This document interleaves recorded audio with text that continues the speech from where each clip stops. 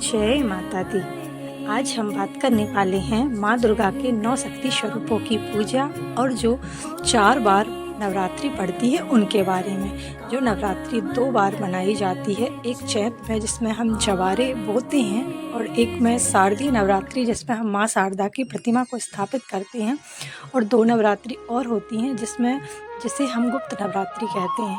जैसे पूस, चैत, आषाढ़ और अश्विनी, इन 4 महीने में नवरात्रि का पर्व हमारे भारतवर्ष में मनाया जाता है। चैत्र और अश्विनी में आने वाली नवरात्रि प्रमुख होती है, जबकि अन्य 2 महीने पूष और आषाढ़ में आने वाली नवरात्रि गुप्त नवरात्रि के रूप में मनाई जाती है।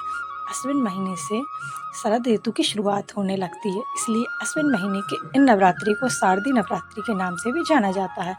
आप सभी को पता होगा कि जो नवरात्रि है उसमें घट स्थापना और कलश स्थापना की जाती है, साथ साथ में जौ भी बोया जाता है। नवरात्रि में जौ बोने को लेकर एक मान्यता है।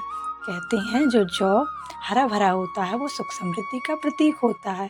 इससे घर में सुख समृद्धि और धन्य धान्य का भंडार भरा हुआ होता है।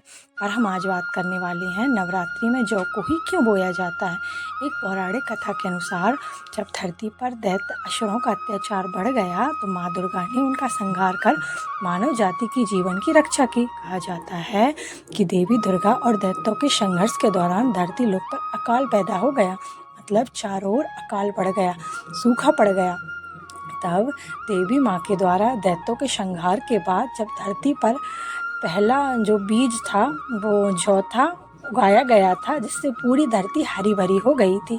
इसलिए जौ को समृद्धि और उर्वरता का प्रतीक माना जाता है। दूसरी मान्यता के अनुसार जब